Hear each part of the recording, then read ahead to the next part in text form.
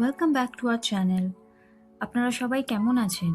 আগের ভিডিওটা আমরা ডুয়ার্সের 7 পয়েন্ট সাইট সিন দিয়ে স্টার্ট করেছিলাম, যেখানে আমরা ঝালং, বিন্দু আর মূর্তি রিভার কভার করেছিলাম। সত্যি বলতে আমি জানতামই না যে আমাদের ঘরের পাশে এত সুন্দর আর পিসফুল একটা জায়গা আছে। চলুন আজকের ভিডিওটা স্টার্ট করি 7 পয়েন্ট সাইট সিনের কন্টিনিউয়েশন দিয়ে, আরও নতুন নতুন জায়গা আর সুন্দর দৃশ্য নিয়ে।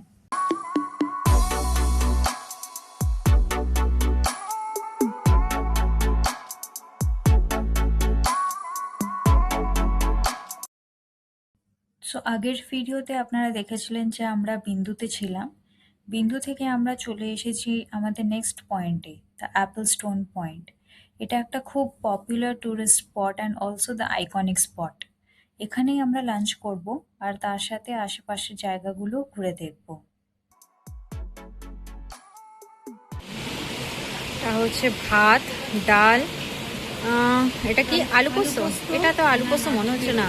এটা স্কোয়াশ স্কোয়াশ, ওকে। হ্যাঁ, সবচেয়ে কম দাম। রাই শাক কি শাক? রাই রাই শাক। আচ্ছা, মানে মাস্টার্ড মাস্টার্ড হ্যাঁ, সর্ষে সর্ষে শাক। আচ্ছা, আলু পোস্ত, ঝুরি ভাজা, রুই মাছ, আর এটা হচ্ছে চিকেন বোধহয়, না? যদিও এই অ্যাপল স্টোন রেস্টুরেন্টটা ওই এরিয়াতে একমাত্র রেস্টুরেন্ট, তবুও খাবারের কোয়ালিটি কিন্তু খুব অসাধারণ। প্রাইসও খুব রিজনেবল। আমাদের তিনজনের লাঞ্চ প্রায় 450 থেকে 500 টাকার মধ্যেই হয়ে গেছিল। স্পেশালি যারা ওয়েস্ট বেঙ্গলের বাইরে থাকেন তাদের জন্য এই খাবারটা কিন্তু একদম অমৃত মনে হবে। অ্যাপল স্টোন রেস্টুরেন্টের পাশ দিয়ে একটা ছোট গলি আছে, টয়লেট আছে। ওই গলিটা দিয়ে আপনি এলে আপনারা এই ভিউটা, পুরো অ্যাপল স্টোনটা পাবেন। অ্যাপল স্টোনের পুরো ভিউ পয়েন্টটা পাবেন। এখানে ভিডিও, ফটোগ্রাফি সব করতে পারবেন, একদম কাছ থেকে দেখতে পাবেন অ্যাকচুয়ালি।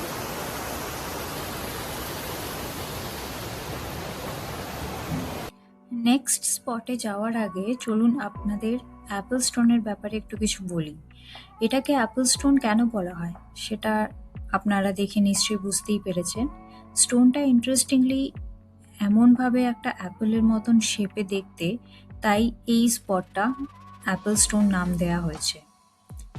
আর এখন এটা একটা ফেমাস ট্যুরিস্ট স্পটও হয়ে গেছে। ঝালং থেকে বিন্দু যাওয়ার পথেই এই জায়গাটা পড়ে। সাধারণত ফেরার সময় যখন ড্রাইভার লাঞ্চের জন্য নিয়ে আসেন তখনই এইখানে গাড়িটা থামান আর এখানেই লাঞ্চটা করিয়ে নিতে বলে।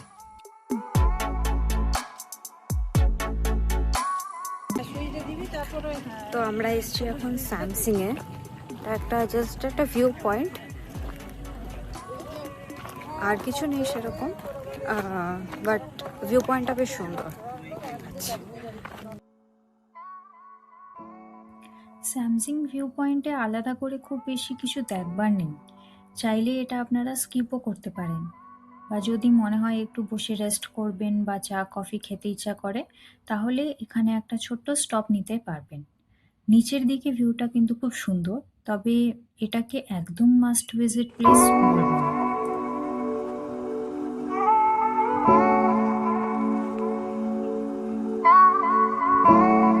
আমরা এখন এসেছি রকি আইল্যান্ডে। রকি আইল্যান্ড এটা আমাদের একটা spot, I think last spot.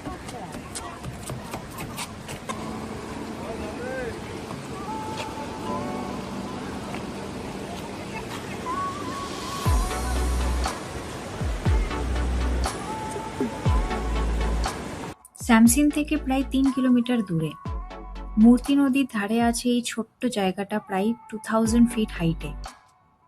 এখান থেকেই মূর্তি নদী পাহাড় থেকে নেমে প্লেন ল্যান্ডে এসে মিলেছে। বড় বড় পাথর যেমন হাঁসডাঙ্গা আর নীলকণ্ঠ, জানি না আমি ঠিকভাবে প্রনাউন্স করছি কিনা, এই জায়গার মেইন অ্যাট্রাকশন। ব্রিজ থেকে নদীর ভিউটা দারুণ লাগে। জায়গাটা যথেষ্ট ক্লিন রাখা হয় বলে মনে হলো আমাদের। অ্যাডভেঞ্চার লাভারদের জন্য আছে রক ক্লাইম্বিং আর ছোট ছোট ট্রেকিং রুট, যেমন ট্রি ফার্ন পয়েন্ট। ক্যাম্পিংও করার জায়গা এখানে আছে, টেন্ট স্টে বা হোম স্টের অপশন আছে। লাক্সারি কিন্তু পাবেন না, কিন্তু পুরো নেচার ফিল পাবেন। অক্টোবর থেকে মেতে আসার এটা বেস্ট টাইম। গাড়ির সাইডেই পার্ক করে দেবে। দেন আপনারা নিচে নেমে ফটো বা ভিডিও তুলতে পারবেন। চাইলে কিছুক্ষণ একলা বসে নিজের মতন এই ভিউ আর নেচারের ছোঁয়া এক্সপিরিয়েন্স করে নেবেন, দেখবেন খুব ভালো লাগবে। দার্জিলিং এর ভিড় থেকে দূরে একদম অফবিট আর পিসফুল একটা জায়গা এটা। ডে ট্রিপ হোক বা নাইট ক্যাম্প, রকি আইল্যান্ড কিন্তু একদম একটা হিডেন জ্যাম।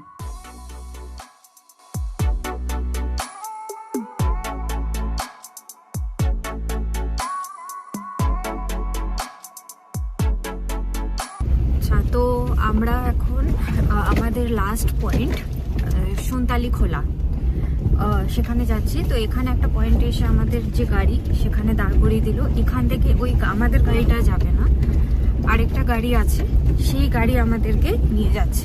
তো সেখানে আমাদের লাগলো কত, 1300 না, 1300। তো সেই গাড়ি করে আমরা আবার যাব। এটা আলাদা গাড়ি করতে হচ্ছে আমাদের, এটা এক্সট্রা দিতে হবে, আলাদা করে দিতে হবে, এটা আপনাদের প্যাকেজের মধ্যে থাকবে। তো সুনতালি খোলা আমরা এখনো যাইনি, জাস্ট একটা কারেকশন, আমরা সুনতালি খোলা যাওয়ার জন্য একটা পয়েন্টে এসেছি। এবার এখান থেকে আমরা যাব, পয়েন্টটা কভার করব। ফুল ঝাড়ু কৃষি ফার্মিং হয়, ফুল ঝাড়ুগুলো বানানো হয়, সেগুলোর ফার্মিং।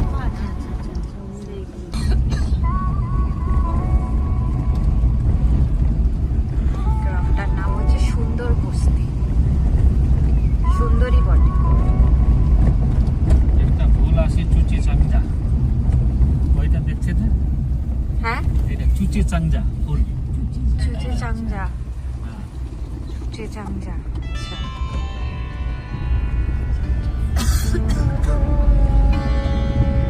দেখতেও কিন্তু ভারী সুন্দর ফুলগুলো।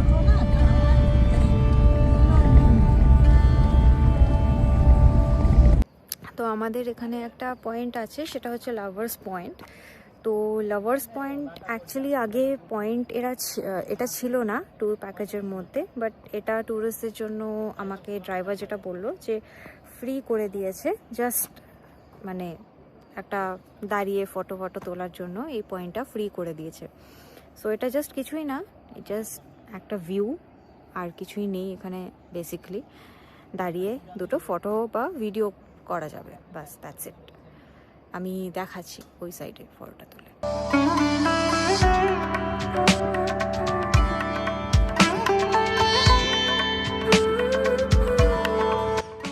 এটা একদম পুরো জঙ্গলের মধ্যেই আছে, সো বেশি লেট করা যাবে না, অলরেডি বিকেল হয়ে গেছে, তাড়াতাড়ি করতে হবে আমাদের।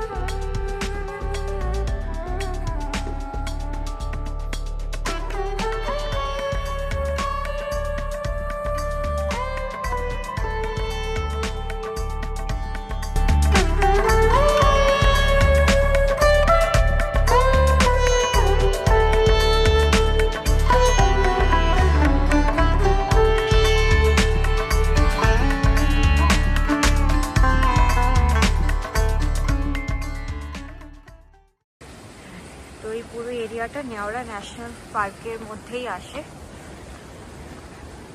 আর এইটা হচ্ছে ড্যামটা। কি কি নিচে দিয়ে ওই যে এখানে ঝর্ণাটা। হ্যাঁ, মানে নিচে দিয়ে। নিচ দিক দিয়ে যাচ্ছে না? এটা উপর দিয়ে উঠে গেলে একদম ওই জায়গাটা আটকে যায়।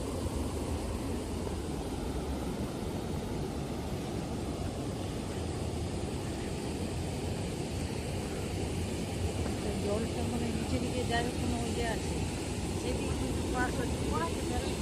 ওই কাপড় হ্যাঁ, ফ্রেশ ওয়াটার একদম। কাপড়, হ্যাঁ কাপড় টাপড়ও কাচ্ছে, অনেকেই কাপড় কাচ্ছে এখানে।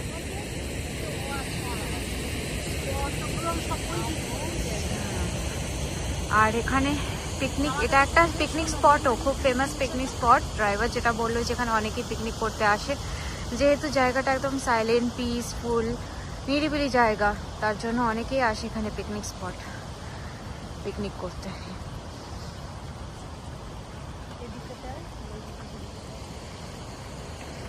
জায়গাটা অ্যাকচুয়ালি খুব ভালো, মানে ভাল লাগছে আর কি, খুবই নিরিবিলি।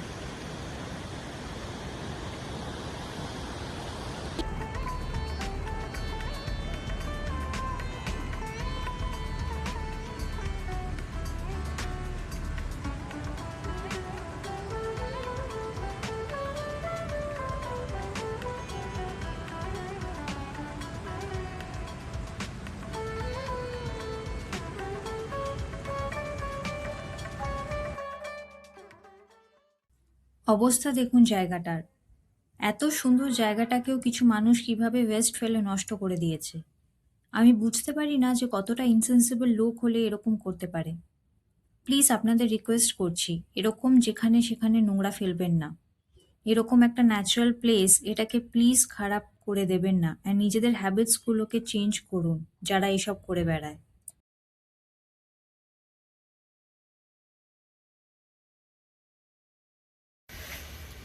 আমাদের এই ব্রিজটা আসতে একটু লেট হয়ে গেল, একটু মানে ভালোই লেট হয়েছে। সন্ধ্যাবেলা সুনতালি খোলা হ্যাঙ্গিং ব্রিজ, সন্ধে হয়ে গেছে প্রায়।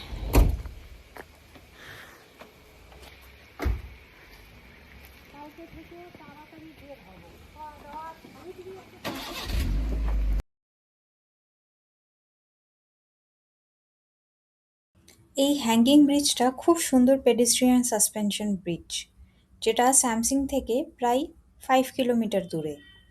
ব্রিজটা নেওড়া নদীর উপর দিয়ে চলে গেছে। এটা কিন্তু আবার কাছাকাছি ফরেস্ট এরিয়াতে ঢোকার একটা এন্ট্রি পয়েন্ট হিসাবেও কাজ করে।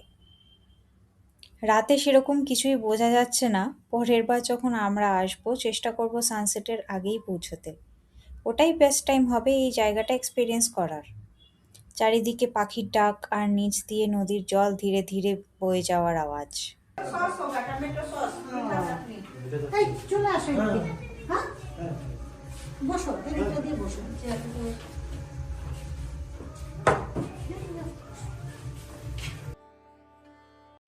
হ্যাঙ্গিং ব্রিজ দেখে আমরা এই হোমস্টেটাতে এসেছি মোমো খেতে। ওপরে এনাদের কিচেন আছে, নিচে স্টেজ আছে। যদি একদম অ্যাফোর্ডেবল প্রাইসে এখানে এসে দুদিন স্পেন্ড করতে চান তাহলে করতে পারেন। এদের ডিটেলসটা আমি ভিডিওতেই অ্যাড করে দিচ্ছি। অ্যান্ড আমাদের ভিডিওগুলো যদি আপনাদের হেল্পফুল মনে হয় তাহলে please like, comment and subscribe করবেন যদি এখনও না করে থাকেন। তো আমরা ডিনার করতে এসেছি, আর ডিনারে আজকে আছে এটা এটা মনে হচ্ছে চিলি চিকেন, এটা চিলি চিকেন, এটা চিলি পনির, ফ্রাইড রাইস, রসগোল্লা আসছে তো। ঠিক আছে, আর একটু নিচে দিকে নাম।